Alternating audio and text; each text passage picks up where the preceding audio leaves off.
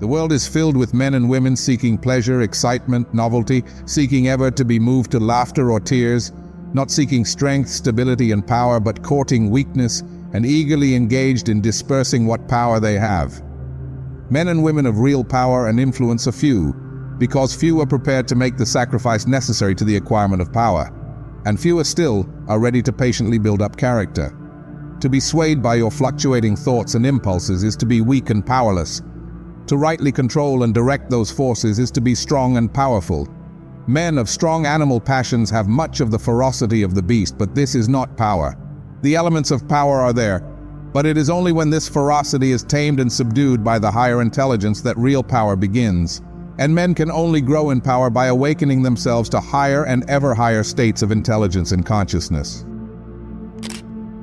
The difference between a man of weakness and one of power lies not in the strength of the personal will, for the stubborn man is usually weak and foolish, but in that focus of consciousness which represents their states of knowledge.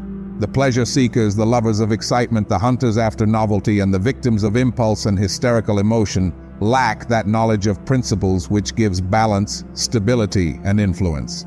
A man commences to develop power when, checking his impulses and selfish inclinations, he falls back upon the higher and calmer consciousness within him and begins to steady himself upon a principle.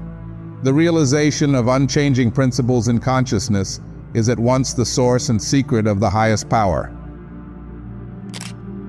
When, after much searching and suffering and sacrificing, the light of an eternal principle dawns upon the soul, a divine calm ensues, and joy unspeakable gladdens the heart. He who has realized such a principle ceases to wander and remains poised and self-possessed. He ceases to be passion's slave and becomes a master builder in the temple of destiny. The man that is governed by self and not by a principle changes his front when his selfish comforts are threatened. Deeply intent upon defending and guarding his own interests, he regards all means as lawful that will subserve that end. He is continually scheming as to how he may protect himself against his enemies, being too self-centered to perceive that he is his own enemy. Such a man's work crumbles away, for it is divorced from truth and power. All effort that is grounded upon self perishes. Only that work endures that is built upon an indestructible principle. The man that stands upon a principle is the same calm, dauntless, self-possessed man under all circumstances. When the hour of trial comes and he has to decide between his personal comforts and truth, he gives up his comforts and remains firm. Even the prospect of torture and death cannot alter or deter him. The man of self regards the loss of his wealth, his comforts, or his life as the greatest calamities which can befall him. The man of principle looks upon these incidents as comparatively insignificant and not to be weighed with loss of character, loss of truth. To desert truth is to him the only happening which can really be called a calamity. It is the hour of crisis which decides who are the minions of darkness and who the children of light. It is the epoch of threatening disaster, ruin, and persecution which divides the sheep from the goats and reveals to the reverential gaze of succeeding ages the men and women of power. It is easy for a man, so long as he is left in the enjoyment of his possessions, to persuade himself that he believes in and adheres to the principles of peace, brotherhood, and universal love. But if, when his enjoyments are threatened or he imagines they are threatened, he begins to clamor loudly for war, he shows that he believes in and stands upon not peace, brotherhood, and love, but strife, selfishness, and hatred. He who does not desert his principles when threatened with the loss of every earthly thing, even to the loss of reputation and life, is the man of power, is the man whose every word and work endures, is the man whom the afterworld honors, reveres, and worships.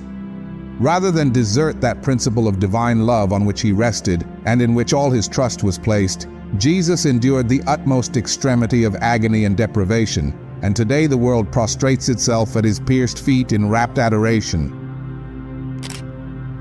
There is no way to the acquirement of spiritual power except by that inward illumination and enlightenment which is the realization of spiritual principles. And those principles can only be realized by constant practice and application. Take the principle of divine love and quietly and diligently meditate upon it with the object of arriving at a thorough understanding of it. Bring its searching light to bear upon all your habits, your actions, your speech and intercourse with others, your every secret thought and desire. As you persevere in this course, the divine love will become more and more perfectly revealed to you, and your own shortcomings will stand out in more and more vivid contrast, spurring you on to renewed endeavor. And having once caught a glimpse of the incomparable majesty of that imperishable principle, you will never again rest in your weakness, your selfishness, your imperfection, but will pursue that love until you have relinquished every discordant element and have brought yourself into perfect harmony with it. And that state of inward harmony is spiritual power. Take also other spiritual principles such as purity and compassion and apply them in the same way, and so exacting is truth, you will be able to make no stay, no resting place until the inmost garment of your soul is bereft of every stain, and your heart has become incapable of any hard, condemnatory, and pitiless impulse.